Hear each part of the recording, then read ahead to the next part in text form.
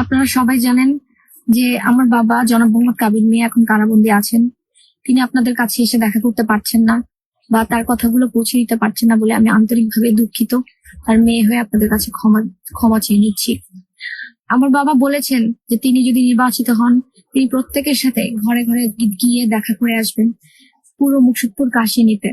এবং তিনি আরো বলেছেন যে এই মুকসুদপুর কাশিনীর জীবনযাত্রা উন্নয়নের জন্য তার যা করতে হয়, নতুন একটি রোল মডেল তৈরি করার জন্য আমাদের এই প্রত্যেকটা ইউনিয়নকে সে কাজ করে যাবেন। এবং প্রত্যেক বাবা বিভিন্ন ধর্মাবলম্বী যারা আছেন তাদের উদ্দেশ্যে কাজ করার জন্য তিনি বলেছেন সকলকে বলতে যে তিনি এদের সঙ্গে বসে একসঙ্গে তাদের বিভিন্ন পারিবারিক সামাজিক সমস্যার সমাধান করতে চান এবং তাদের উন্নতি, শিক্ষা ব্যবস্থা, জীবনযাত্রার মান উন্নয়নে যা কিছু করা যায় তিনি একসঙ্গে কাজ করবেন।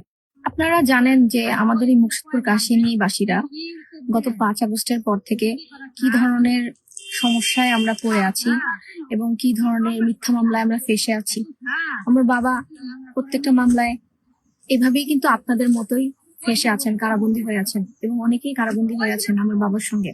তাই আমার বাবা বলেছেন যে সে যদি নির্বাচিত হন, আমরা যদি তাকে বের করে নিয়ে আসতে পারি, তাহলে অবশ্যই সে প্রত্যেকটা মামলা মোকদ্দমা মিথ্যা এটা যাতে মুকসুদপুর কাশিনীর মানুষের উপর না দেওয়া হয় সেই বিষয়ে সে কাজ করবেন। এবং সে সবাইকে আশ্বাস দিয়েছেন যে সে আপনাদেরই ছেলে এবং আপনাদের কাছে সে ফিরে আসতে চায় এবং আপনাদের প্রত্যেকটা সমস্যা সমাধানের জন্য সে সব সময় প্রতিজ্ঞ।